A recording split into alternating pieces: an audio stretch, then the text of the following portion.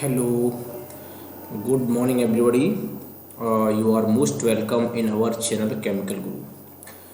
Dear students, जैसा कि आप सभी जानते हैं कि कल यानी कि 2 दिसंबर 2021 को कल आपका एग्ज़ाम हुआ था। साइंस का पेपर हुआ था क्लास 10th का। तो बच्चों की जैसे कि डिमांड आ रही थी कि इसकी आंसर की और इसका थोड़ा डिस्कशन हो जाए, तो इसलिए मैंने ये वीडियो में रिकॉर्ड कर रहा हूँ। और इसमें सबसे पहले मैं केमिस्ट्री का पोर्शन सॉल्व करूँगा, इसके बाद फिर देखूँगा फिजिक्स और बायोलॉजी का भी कर दूँगा। तो केमिस्ट्री के मैंने क्वेश्चंस यहाँ पर सॉल्व मैं कर रहा हूँ, और कुछ क्वेश्चंस में थोड़ा डाउट भी था, तो आंसर कुछ मिस्टेक लग रहे थे। तो जैसे असर्शन रीजन टाइप में क्वेश्चन में कुछ डाउट था, तो उनको भी मैं क्लियर कर दूँगा। तो अभी यहाँ मैंने केमिस्ट्री क्वेश्चन लिए, आपको बता दूं कि इसमें 3 सेक्शन थे, section A, section B, section C, जिसमें सेक्शन ए में आपको 20 क्वेश्चन करने थे, बी में भी 20 करने थे, सी में आपको 10 क्वेश्चन करने थे। टोटल मिला के आपको आउट ऑफ 60 में से 50 क्वेश्चन अटैम्प्ट करने थे। तो मैं बात करता हूँ सबसे पहले क्वेश्चन नंबर 1 की।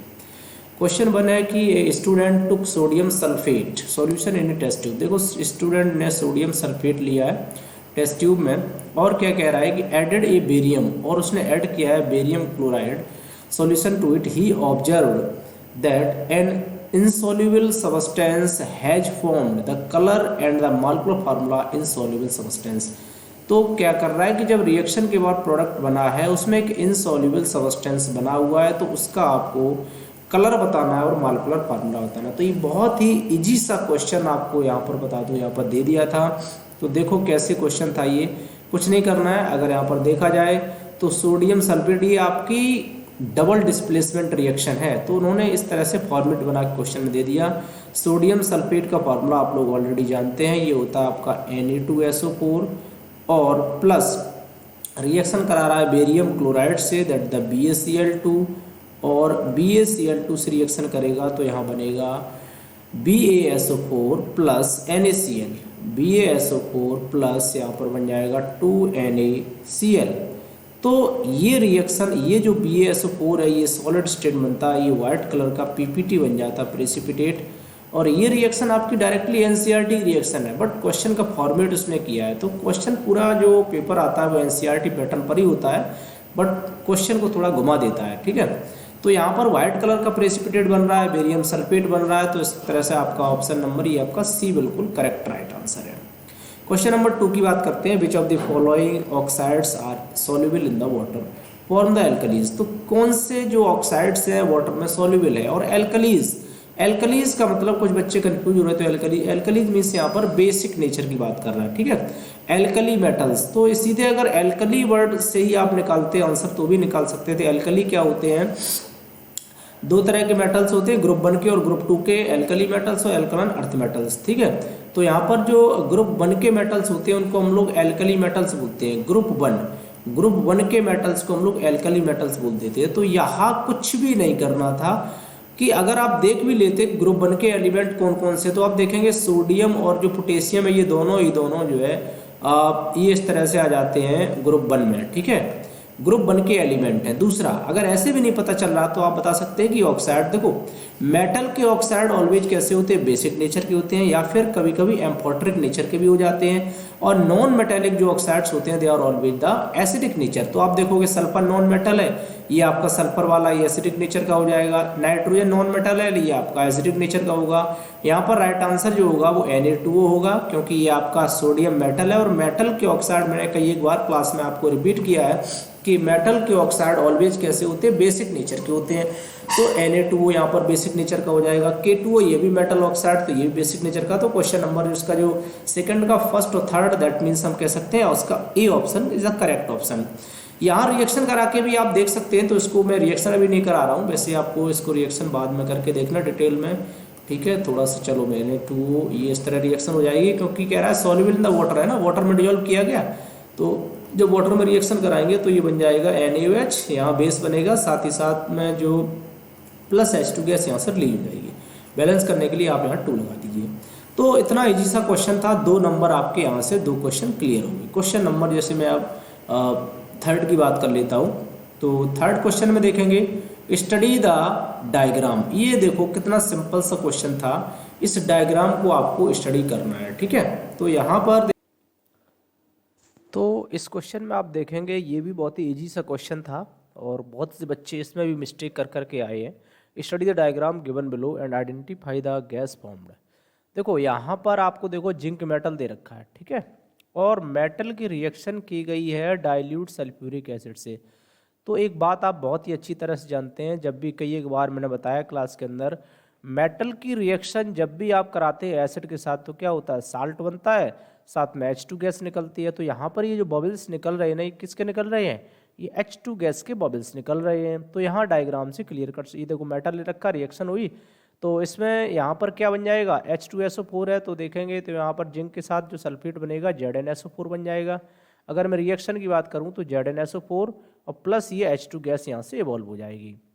जैसे आप रिएक्शन कराएंगे यहाँ से जिंक प्लस H2SO4 की रिएक्शन कराएंगे तो ये आपका सिंपली अगर देखा जाए तो डिस्प्लेसमेंट टाइप की रिएक्शन चैप्टर 1 से क्वेश्चन दे दिया, एक्टिविटीज से दे दिया क्वेश्चन। तो यहाँ पर देखो क्या हो रहा है, H2 गैस, और आपको एक बात और पता है कि H2 गैस जो है ये पॉप साउंड के साथ बर्न होती है। अगर H2 गैस को जो है बर्न किया जाए, this produces the pop sound, ठीक है। अगर बर्निंग कैंडल यहाँ पर लाते हैं तो कार्बन डाइऑक्साइड रिलीज नहीं हो रही, ऑक्सीजन नहीं हो रही, सल्फर डाइऑक्साइड नहीं बन रही, क्या बन रहा, हाइड्रोजन गैस रिलीज हो रही है, while burning produces the popping sound. So the correct option is D.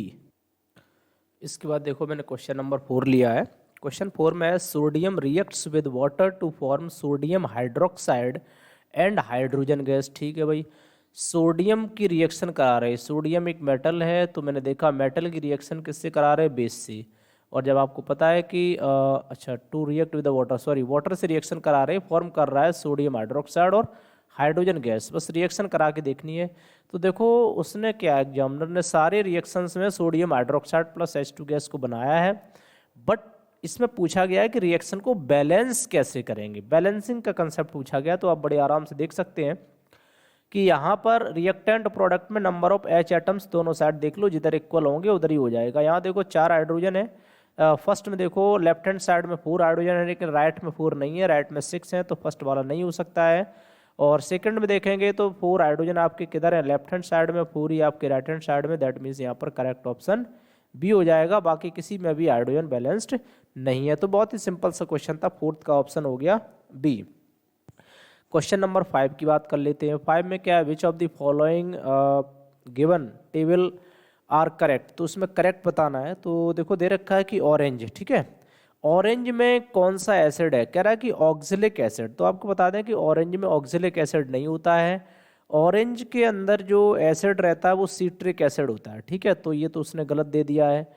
दूसरी बात उसने कही है कि सावर मिल्क, ये बात डेफिनेटली है कि सावर मिल्क में लैक्टिक एसिड होता है, यस, सावर मिल्क के अंदर ही लैक्टिक एसिड होता है।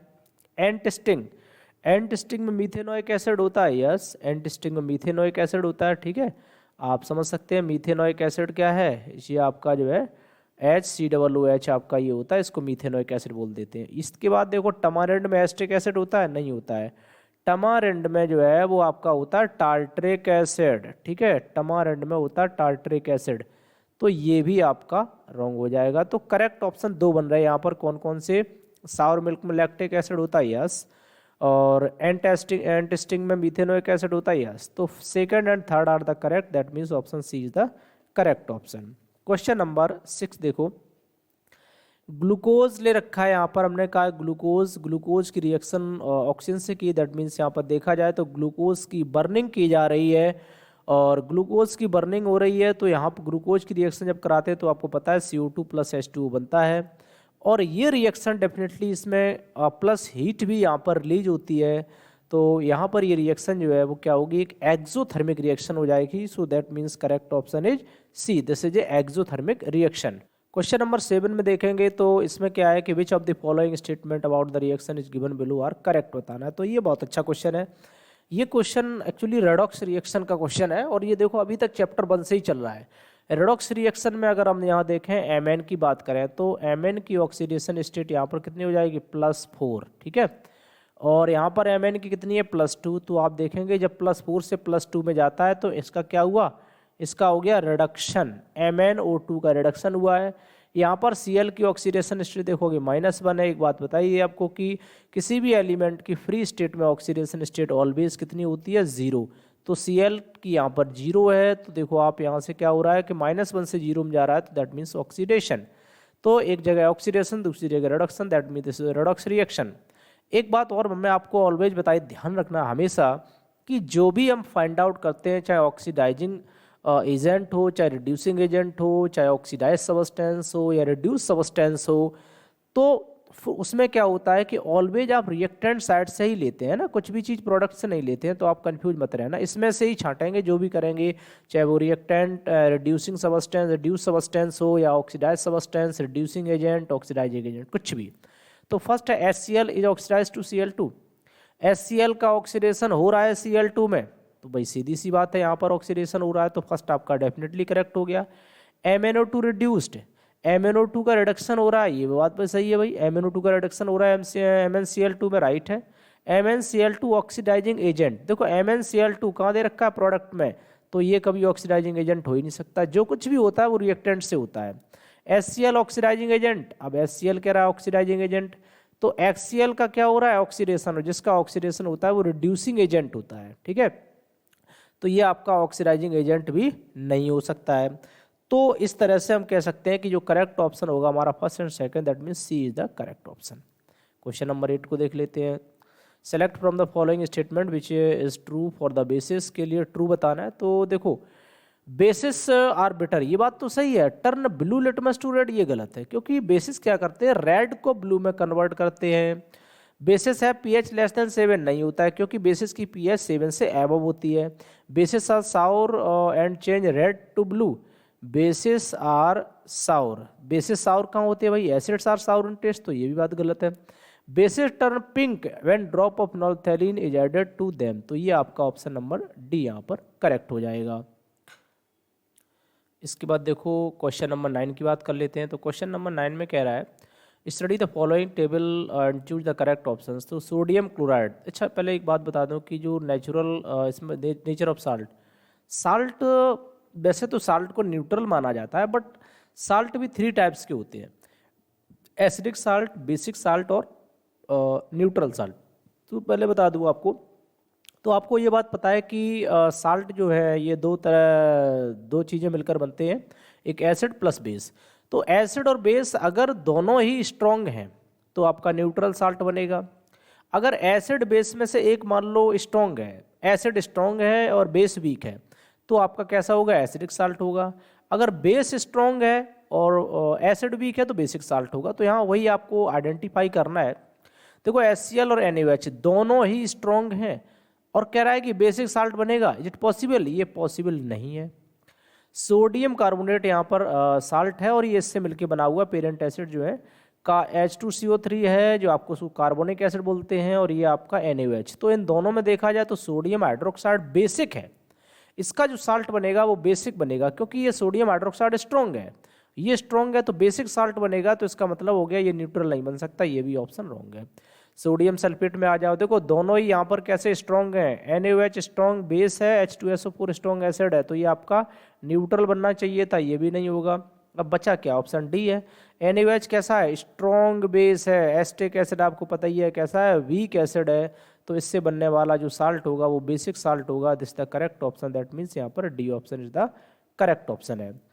तो इस तरह से बहुत ही इजी 9 के 9 क्वेश्चन, बिल्कुल सिंपल से क्वेश्चन थे। क्वेश्चन नंबर 10 की बात कर लेते हैं।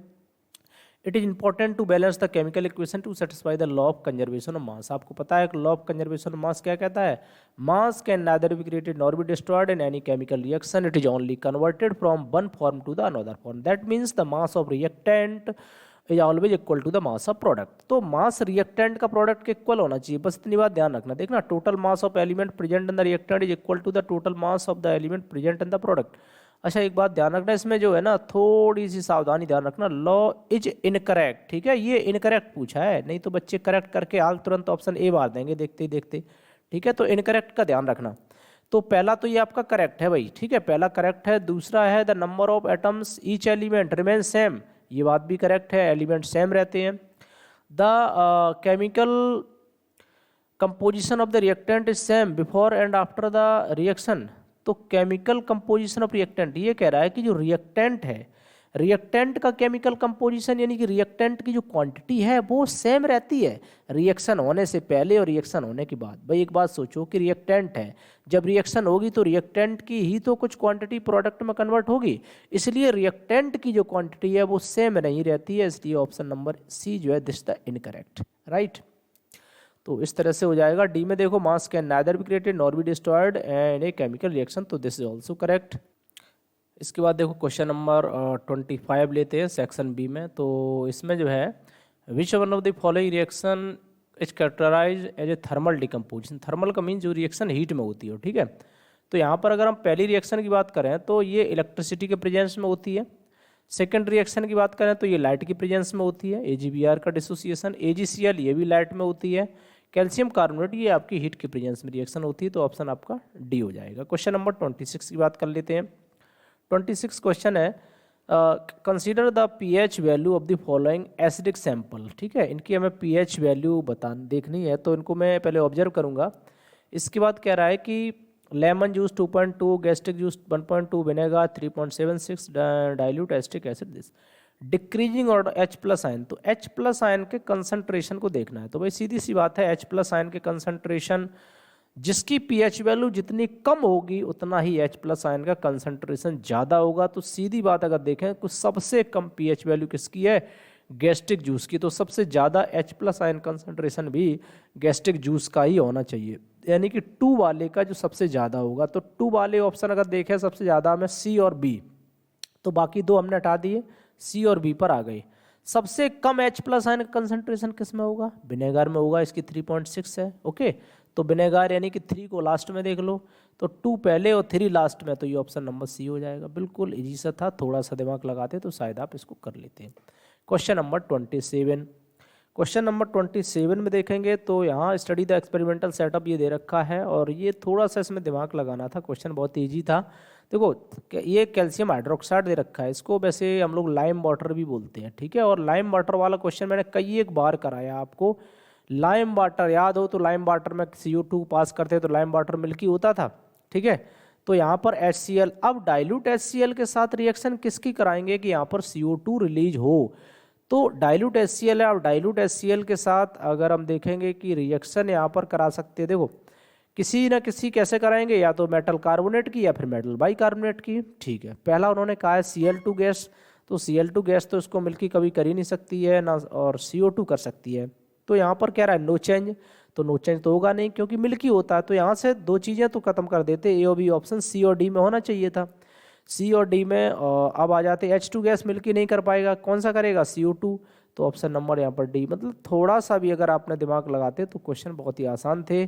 केमिस्ट्री के क्वेश्चन ही कम से कम 25 के अराउंड क्वेश्चन थे, और अगर 10-10 क्वेश्चन आप फिजिक्स और उसमें कर लेते बायोलॉजी में तो भी आपके 40 नंबर से, तो 40 क्वेश्चन से अब बड़े आसानी से कर सकते थे, ठीक है। तो क्वेश्चन नंबर जैसे 28 की अगर हम बात करें तो 28 में विच one of the following structure correctly depict, तो करेक्टली बताना है। तो यहाँ अगर मैंने देखा अभी स्ट्रक्चर को, तो इसमें थोड़ी सी मिस्टेक मुझे लग रही है इस क्वेश्चन में। कोई भी इसमें ऑप्शन करेक्ट नहीं है, क्योंकि आपको पता है, आपने इस तरह से पढ़ा होगा, हमने आपको पढ़ाया भी है कि जैसे Ca और जो Cl2 बनता है ना, CaCl2 कैसे बनता है भाई, Ca के पास बैलेंस सेल में कितने इलेक्ट्रॉन्स होते हैं, 2, एक ये मान लो, इधर मान लो। और Cl क्लोरीन के बैलेंस सेल में कितने इलेक्ट्रॉन्स होते हैं, 7, और इसी तरह से ये हो गया 7 यहाँ पर बैलेंस इलेक्ट्रॉन्स हो गए। और इसके बाद तो ये इसको 1 इलेक्ट्रॉन देगा, इस पर नेगेटिव चार्ज आएगा, ये देगा, इस पर नेगेटिव चार्ज आएगा, Ca पर 2 पॉजिटिव। तो ऐसी कंडीशन का मतलब हम ये कह सकते हैं कि Ca और जो Cl2 है, Cl2 का मतलब हो गया जाकर के इस तरह से CaCl2। तो Cl2 जो आएगा, यानी कि इन्होंने उल्टवाइस लगाया, चलो मैं उल्टवाइस के बाहर ले लेता हूँ, ये Cl2 यहाँ नेगेटिव आना चाहिए था। ऐसा नेगेटिव उन्होंने अंदर किसी में दिया नहीं है, कुछ एक में दिया है, जैसे यहाँ पर उन्होंने नेगेटिव दिया है मगर यहाँ पर पॉजिटिव दिया, तो डी भी ऑप्शन नहीं हो सकता है। इधर पॉजिटिव दिया, यहाँ कोई नेगेटिव नहीं लगाया, तो यहाँ पर बी भी नहीं हो सकता है। इधर नेगेटिव इन्होंने 2 दे दिया, Cl पर 2 नेगेटिव, जबकि Cl पर 1 नेगेटिव था, तो ये भी नहीं होगा। ये सी ऑप्शन हो सकता था अगर यहाँ पर क्या होगा, Cl के अंदर यहाँ नेगेटिव लगा देते ये इस तरह से, तो आपका सी करेक्ट ऑप्शन हो जाता। तो ये मिस्टेक क्वेश्चन में ही मुझे लग रहा है थोड़ी सी मिस्टेक थी, इसके बाद देखो क्वेश्चन नंबर आपका 29 है, the pair which will show displacement reaction. तो देख रहे हैं आप चैप्टर 1 और 2 से बहुत ज़्यादा क्वेश्चन थे। डिस्प्लेसमेंट रिएक्शन कौन सी होगी? NaCl solution and copper. क्या आपका कॉपर क्या है NaCl से? सोडियम कॉपर में ये सोडियम कॉपर आपका लेस रिएक्टिव है, क्या डिस्प्लेसमेंट रिएक्शन होगी? नहीं होगी। AgNO3 एंड कॉपर, तो यहाँ देखेंगे कॉपर अगर देखा जाए तो ये Ag से ज़्यादा रिएक्टिव है डेफिनेटली। यहाँ पर आपकी डिस्प्लेसमेंट रिएक्शन हो सकती है किस तरह से, क्योंकि कॉपर है this is more reactive than the silver. यहाँ AgNO3 लेंगे तो ये रिएक्शन जो है आपका CuNO3 का यहाँ पर उल्टवाइज बन जाएगा, कॉपर नाइट्रेट प्लस सिल्वर को यहाँ पर रिलीज कर दिया जाएगा। बैलेंस करने के लिए इधर 2 लगा दीजिए और यहाँ पर जो है आपका इधर भी आप 2 ऐड कर दीजिए, ठीक है। तो here reaction displacement reaction can take place. दूसरी बात Al2SO4 एंड मैग्नीशियम, तो अगर आप देखेंगे आपका मैग्नीशियम एल्युमिनियम से ज़्यादा रिएक्टिव होता है, यस होता है। आप एक्टिविटी सीरीज, हमने आपको कई एक बार कहा है कि एक्टिविटी सीरीज आप लर्न कर लीजिए, तो एक्टिविटी सीरीज के अकॉर्डिंग ये क्वेश्चन था, तो यहाँ पर भी डिस्प्लेसमेंट रिएक्शन पॉसिबल है। कैसे? यहाँ पर मैग्नीशियम मेटल लिया है, साथ ही हमने लिया है Al2SO4 का whole thrice, that means aluminium sulphate, और यहाँ से जो प्रोडक्ट बन जाएगा क्या बनेगा? MgSO4 magnesium sulphate plus aluminium का यहाँ पर डिस्प्लेसमेंट हो जाएगा। बैलेंस करने के लिए आप इधर 3 लगा सकते हैं, तो यहाँ पर भी 3 लगा दीजिए। एल्युमिनियम 2 है, 2 ऐड कर दीजिए। तो ऑप्शन नंबर इसका ZnSO4 solution and iron metal, तो आयरन क्या है? Iron is less reactive than the zinc, तो यहाँ पर भी रिएक्शन नहीं होगी। तो ऑप्शन इसका मतलब हो गया सेकेंड एंड थर्ड राइट का मीन्स हो गया आपका option number B is the correct option. तो 29 का आपका बी ऑप्शन करेक्ट हो जाएगा। तो कुछ नहीं करना था, बस सिंपल सिंपल से क्वेश्चन थे, बहुत ही आसान से। क्वेश्चन नंबर 30 है, which of the following salt do not have the water of crystallisation. तो कई एक बार आपको बताया कि बहुत इंपॉर्टेंट कॉन्सेप्ट है वाटर ऑफ क्रिस्टलाइजेशन। तो वाटर ऑफ क्रिस्टलाइजेशन की अगर हम बात करें तो वाटर ऑफ क्रिस्टलाइजेशन में क्या होता है कि किसी मॉलिक्यूल के साथ अगर वाटर को अटैच कर दें तो उसको बोलते हैं वाटर ऑफ क्रिस्टलाइजेशन। तो यहाँ पर देखेंगे कि वाटर ऑफ क्रिस्टलाइजेशन, सबके फार्मूला देख लो, ब्लीचिंग पाउडर, ठीक है। तो अगर हम ब्लीचिंग पाउडर की बात करें, इसका फार्मूला होता है CaOCl2 कैल्शियम ऑक्सीक्लोराइड। दूसरा यहाँ दे रखा है वॉश प्लास्टर ऑफ पेरिस, तो प्लास्टर ऑफ पेरिस होता है CaSO4 डॉट हाफ H2O। तो इसके बाद थर्ड है वॉशिंग सोडा, वॉशिंग सोडा होता है Na2CO3 dot 10H2O, sodium carbonate decahydrate. इसके बाद फोर्थ नंबर दे रखा है बेकिंग सोडा, बेकिंग सोडा होता है केवल NaHCO3। तो एकदम से क्लियर कट क्वेश्चन था, कुछ भी डाउट नहीं था। यहाँ पर देखो जहाँ जहाँ वाटर आ रहा है, इसमें वाटर आ रहा है, इसमें वाटर आ रहा है, यानी सेकंड और थर्ड में ऑप्शन में वाटर आ रहा है। सेकंड का मतलब प्लास्टर ऑफ पेरिस में वाटर आ रहा है, साथ ही साथ वॉशिंग सोडा में वाटर आ रहा है। तो सेकंड एंड थर्ड का मतलब हो गया ऑप्शन नंबर आपका सी इज द करेक्ट ऑप्शन। तो इस तरह से आपको सी ऑप्शन करेक्ट करना था, ठीक है। फिर भी बच्चों ने, बहुत सारों ने जो है कुछ मिस्टेक यहाँ पर कर रखी है। तो इसका जो ऑप्शन हो जाना चाहिए था 30 का ऑप्शन जो है कौन कौन बन रहा? प्लास्टर ऑफ पेरिस का मतलब हो गया सेकंड और वॉशिंग सोडा हो गया थर्ड, ठीक है। अच्छा सॉरी, इसमें थोड़ा सा देखना, डू नॉट लगा हुआ है, हाँ हाँ, do not have water of crystallisation, तो ये भी ध्यान रखना है जल्दी में, क्योंकि हम लोग वाटर ऑफ क्रिस्टलाइजेशन को देख जाते हैं। तो डू नॉट का मतलब तो फिर ये नहीं होगा, do not means washing soda, तो फिर आपका हो जाएगा ब्लीचिंग पाउडर, और क्या हो जाएगा? बेकिंग सोडा मीन्स फर्स्ट और fourth, that means D option. तो D is the correct option, ये सी नहीं होगा, D is the correct option, क्योंकि do not have the water of crystallisation लगा हुआ है। इसके बाद देखो क्वेश्चंस में कुछ असर्शन रीजन, यहाँ पर कुछ डाउट था क्वेश्चंस में, तो वो मैं क्लियर कर देता हूँ। सबसे पहले है असर्शन में, ये सभी जानते हैं ए और आर क्या है, इस तरह से हम 31 की बात करते हैं सीधा। Sodium hydrogen carbonate is used as a ingredient in the antacid. Antacid का मतलब होता है यहाँ पर हम एक तरह से बेस कह सकते हैं। तो सोडियम हाइड्रोजन कार्बोनेट वैसे भी बेसिक नेचर का होता है, तो यस डेफिनेटली हम इसका यूज जो है एंटासिड के रूप में करते हैं। कभी कभी आपने देखा होगा जैसे एसिडिटी बढ़ जाती है स्टोमक के अंदर, तो हम भी इसका यूज कर सकते हैं, ठीक है। क्यों यूज करते हैं? क्योंकि सीधी सी बात है, ये आपका एक mild non corrosive basic salt है। ये नॉन कोरोजिव का मतलब हमारी बॉडी के लिए हार्मफुल नहीं है, कोई नुकसान नहीं करता है, इसलिए हम इसका यूज एज ए इंग्रेडिएंट के रूप में कर सकते हैं। तो इट मीन्स ऑप्शन ए और आर यहाँ पर दोनों ही करेक्ट हैं। और दूसरी बात जो है, R is the correct explanation of the A, ठीक है। क्यों करते हैं? क्योंकि ये जो है नॉन कोरोजिव बेसिक साल्ट होता है। तो दोनों इस तरह से इसका ऑप्शन जो है 31 का ऑप्शन ए होना चाहिए। करेक्ट ऑप्शन यहाँ पर ए है, right. Question number 32, burning of natural gas is endothermic reaction. तो ये तो कभी नहीं होती, क्योंकि आप देखेंगे नेचुरल गैस को जब भी बर्न करते हैं तो उसमें से हीट रिलीज होती है। बर्निंग ऑफ नेचुरल गैस एक एक्सोथर्मिक रिएक्शन है। Methane gas combine with oxygen to produce the carbon dioxide and water. बिल्कुल सही बात है, क्योंकि CH4 अगर आपकी मीथेन गैस है, इसकी रिएक्शन अगर हम ऑक्सीजन से कराते हैं तो यहाँ से बनती है CO2 carbon dioxide plus gas, यहाँ से रिलीज होती है वाटर। और आप चाहें तो बैलेंस करने के लिए यहाँ पर 2 लगा दीजिए और यहाँ पर भी आप 2 ऐड कर सकते हो। This is the reaction. तो निश्चित है कि यहाँ पर carbon dioxide plus water means methane क्या है, यहाँ पर अगर कोई भी और हाइड्रोकार्बन भी होता है ना, इथेन, प्रोपेन, कुछ भी, तो जो भी हाइड्रोकार्बन्स होते हैं if they react with the oxygen they form the carbon dioxide and the water. तो दैट मीन्स यहाँ पर सी जो सेकंड है, आर इज द करेक्ट। तो ए फॉल्स है, ए फॉल्स, आर ट्रू है, इसका मतलब ऑप्शन नंबर डी। तो 31 का 32 का जो ऑप्शन जो करेक्ट होगा वो यहाँ पर डी ऑप्शन करेक्ट होगा। क्वेश्चन नंबर 33 की बात कर लेते हैं। Nitrogen is essential element for the plant. ये बात सही है कि नाइट्रोजन जो है वो इसेंशियल एलिमेंट है, किसके लिए, प्लांट की ग्रोथ के लिए।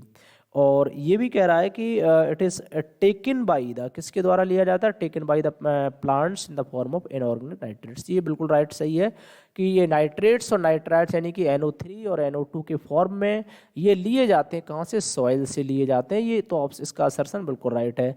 The soil is the nearest and the richest source of the raw material like the nitrogen, phosphorus and the other minerals for the plants. तो यहाँ पर ये बात तो सही है, बट असर्शन का ये करेक्ट एक्सप्लेनेशन नहीं है कि nitrogen essential element for the plant. Nitrogen essential element है। क्यों एसेंशियल एलिमेंट है, क्योंकि नाइट्रोजन से ही प्लांट क्या करते, ग्रो करते हैं। उसमें जो एसिड वगैरह, कहने का मतलब जो बनाने का काम करते हैं, क्योंकि नाइट्रोजन वहाँ नहीं होगी तो आपने देखा होगा कभी कभी प्लांट जो है ना येलो येलो कलर के पड़ जाते हैं, तो उसमें नाइट्रोजन की कमी हो जाती है। तो यहाँ ये जो सेकंड रीजन लिखा हुआ है, रीजन यहाँ पर जो स्टेटमेंट सही है, बट इसका जो उसका करेक्ट एक्सप्लेनेशन नहीं है। तो ऑप्शन नंबर इसका 33 का बी हो जाएगा कि ए इज करेक्ट है। A and R both are correct, but R is not the correct explanation of the assertion. 34 यहाँ पर बायोलॉजी का क्वेश्चन है, तो इसके आगे के देख लेते हैं अभी। इसके बाद देखो क्वेश्चन नंबर 48 आता है, और ये एक एक्टिविटी टाइप की थी। 50 ml of water was taken in a beaker. Hydrochloric acid was added to the drop by drop to the water, and temperature of the pH of the solution was noted the following. तो इधर side ये देखो pH value यहाँ पर दे रखी है। ये आपका वॉल्यूम ऑफ एसिड, मतलब ऐसे मान लो ये हमने कोई बीकर लिया है और इस बीकर में हमने ऑलरेडी क्या किया, टैप वाटर लिया, ठीक है। और टैप वाटर में मैंने क्या किया, यहाँ पर HCl को ऐड करना स्टार्ट किया है। अभी मैंने डाला नहीं है, ड्रॉप बाय ड्रॉप यहाँ पर डाल रही है। तो इनिशियली आपने देखा जैसे ही हमने HCl डाला तो pH क्या हो रही, एकदम सडनली डिक्रीज हुई, फिर स्लोली डिक्रीज हुई, ग्रेजुअल डिक्रीज हुई, लास्ट में देखा लगभग कांस्टेंट हो गई। ऑब्जर्वेशन क्या मिलेगा, ऑब्जर्वेशन में कह रहा है कि the process of dissolving N acid in water is highly endothermic reaction. तो आपको बता दें यहाँ पर न्यूट्रलाइजेशन रिएक्शन हो रही है। जब HCl को टैप वाटर में ऐड कर रहे हैं, इसमें कुछ मटेरियल्स होते हैं जैसे Mg पॉजिटिव, Ca2 पॉजिटिव, यानी कि बेसिक प्रॉपर्टीज इसके अंदर होती है टैप वाटर के अंदर। तो ये न्यूट्रलाइजेशन रिएक्शन हो रही है। न्यूट्रलाइजेशन रिएक्शन जो है एंडोथर्मिक नहीं होती है, कैसी होती है, एक्सोथर्मिक रिएक्शंस होती है, ठीक है। तो यहाँ पर इसके बाद देखो क्वेश्चन नेक्स्ट हम बात करें कि the pH of solution increases rapidly. pH increase नहीं हो रही, क्या हो रही, जैसे HCl डाल रही, देखो डिक्रीज हो रही है, प्लॉट ऐसे जा रहा है, डिक्रीज हो रही है। तो pH डिक्रीज हो रही है, तो ये भी ऑप्शन नहीं हो सकता है। क्योंकि आपको पता है कि जब एसिड डालेंगे तो एसिड डालने पर तो निश्चित pH क्या होगी, डिक्रीज होती है, एसिड की pH तो कमी होती है। द थर्ड है the pH of solution decreases. Yes, ये बात सही है, सॉल्यूशन की pH क्या हो रही है, डिक्रीज हो रही है rapidly on the addition of acid. Next है the pH of tap water was around 7, और टैप वाटर की जो pH है वो अराउंड 7 होती है। हाँ, तो ये बात भी सही है, टैप वाटर है नॉर्मल लगभग 7 होती है, 7.1 7.2 इस तरह से हो सकती है, अराउंड 7 कह सकते हैं। So therefore the correct option यहाँ पर इसका सी हो जाएगा। इसके बाद हम देख लेंगे नेक्स्ट क्वेश्चन की, ये सेक्शन सी आ गया, तो ये भी बड़ा अच्छा सेक्शन है। यहाँ पर क्या है कि एक आपको पैरा टाइप का दे रखा है और इसको पढ़ के आंसर देने हैं। स्टूडेंट्स टोके 4 मेटल्स, तो आपको 4 मेटल दे रखे हैं। कौन कौन से मेटल है, मेटल आपका P, Q, R और S, ये आपके मेटल्स हैं, तो ध्यान रखना। और कह रहा है कि carried out the different experiment to study the following property of the metals and observations. All metals could not be cut with all metals could not be cut with knife except the R. R को क्या हो रहा है, cut with knife, इसको knife से cut किया जा सकता है। ठीक है, इसका मतलब क्या है, ये बहुत ही हाईली रिएक्टिव मेटल है, कट विद नाइफ से कट किया जा सकता है। इसके अलावा ये कह रहा है कि metal P combine with oxygen to form the M2O3 which reacted with both acid and base. तो ये आपकी जो मेटल पी है किसके साथ रिएक्ट कर रही है, मेटल जो पी है react with acid as well as base, react with acid as well as base, as well as base. ये एसिड से भी रिएक्ट कर जाती है मेटल और बेस से भी रिएक्ट करती है। नेक्स्ट कंडीशन है कि रिएक्शन विद वाटर, अगर वाटर से रिएक्शन कराते हैं तो P did not react either with cold or hot water but react with the steam. P जो है एक कंडीशन और है, ये किसके साथ रिएक्ट करती है, रिएक्ट विद स्टीम, और ये स्टीम के साथ रिएक्शन करती है पी मेटल। इसके अलावा next Q, react with hot water and metal started floating, और ये किसके साथ, हॉट वाटर के साथ। क्यू जो है ये मेटल आपकी react with hot, react with hot water यानी कि कोल्ड वाटर के साथ रिएक्शन नहीं कर रही है, तो इट मीन्स निश्चित है कि ये ज़्यादा हाईली रिएक्टिव नहीं है। एस क्या, did not react with at all, और एस का कोई रिएक्शन नहीं हो रहा है वाटर के साथ। ठीक, अब ऑप्शन देखते हैं। Based on the above observation give the answer of the following question. देखो बड़े आसान से क्वेश्चन यहाँ पर दे रखे हैं। Out of the following metal given metal which one of the following metal need to store in the kerosene. भाई कैरोसिन में किसको रखना चाहिए, जो बहुत ही हाईली रिएक्टिव मेटल है, नाइफ से कट हो रही है, cut with the knife R, तो किसको रखेंगे, आर को रखेंगे आप कैरोसिन ऑयल में। क्लियर है। इसके बाद देखो तो इसका ऑप्शन जो आपका क्वेश्चन नंबर 49 है, इसका ऑप्शन आपका बी हो जाएगा correct. Out of the given metal the metal Q is, Q क्या हो सकता है, क्यू हमने कहा यहाँ देख सकते हैं कि क्यू, मैंने ये कहा है कि Q react with hot water के साथ रिएक्ट कर रहा है, मतलब ज़्यादा हाईली रिएक्टिव नहीं है। तो हाईली रिएक्टिव अगर नहीं है तो इसका मतलब है कि ये कौन सा मेटल हो सकता है। देखो पोटेशियम हाईली रिएक्टिव है, जिंक भी हाई रिएक्टिव है, और आयरन मॉडरेटली रिएक्टिव है। इसका ऑप्शन आ जाएगा आपका मैग्नीशियम, तो करेक्ट ऑप्शन इसका मैग्नीशियम हो जाएगा। ठीक है, और magnesium hydroxide plus H2 gas इस तरह से हो जाएगा। Mg की रिएक्शन करा दो आप वाटर के साथ, और ये हॉट वाटर के साथ कराएंगे, सिंपल रिएक्शन नहीं होती है, तो यहाँ से बन जाएगा मैग्नीशियम हाइड्रोक्साइड MgOH का होल ट्वाइस प्लस यहाँ से क्या हो जाएगा H2 गैस रिलीज हो जाएगी। इसके बाद देखो क्वेश्चन नंबर आपका 51 की बात करें, 50 हो गया। Metal which form the amphoteric oxide, और बहुत अच्छे से आप लोगों को कई बार पढ़ाया amphoteric oxide, those oxide which can behave as acid as well as base are called the amphoteric oxide. तो एसिड और बेस दोनों की तरह बिहेव कर सके वो एम्फोटेरिक ऑक्साइड कहते हैं। तो कौन सा मेटल एम्फोटेरिक ऑक्साइड बना सकता है, भाई मेटल पी ही तो है, react with the acid as well as base के साथ रिएक्ट कर रहा है, तो पी ही एम्फोटेरिक ऑक्साइड बना सकती है। तो इसका करेक्ट ऑप्शन क्या हो जाएगा, पी। पी मीन्स आपका जो इसका ऑप्शन आ जाएगा वो क्या हो जाएगा, ए। ठीक है, एम्फोटेरिक ऑक्साइड कौन से मेटल बनाएगा, पी मेटल जो है वो एम्फोटेरिक ऑक्साइड्स बना सकता है। तो इसके बाद 52 क्वेश्चन देख लो। The increasing order of the reactivity of 4 metal, सबसे हाईली रिएक्टिव तो अभी देख चुके जो नाइफ से कट हो रहा आर, सबसे ज़्यादा देख लो आर कौन से ऑप्शन में है, तो आर हम देखें केवल ऑप्शन नंबर सी में है, मतलब कुछ और भी नहीं करना, एक पॉइंट ही देखा और आंसर आ गया। तो ये यहाँ पर जो है मैंने टोटल कंप्लीट केमिस्ट्री अभी सॉल्व कर दी जो आपका पेपर कल हुआ था। और तो आप देख रहे हैं लगभग 25 क्वेश्चंस के अराउंड केमिस्ट्री से ही आ गए थे, और आप देख सकते हैं कि 25 केमिस्ट्री बिल्कुल इजी से थे। अगर आप 10 क्वेश्चन भी उससे भी कर सकते थे फिजिक्स और बायोलॉजी से, तो 20 25 10 35 45 यानी 45 क्वेश्चंस जो है नंबर बड़े आराम से मार्क्स सही कर सकते, 45 क्वेश्चन सही हो सकते थे 50 में से।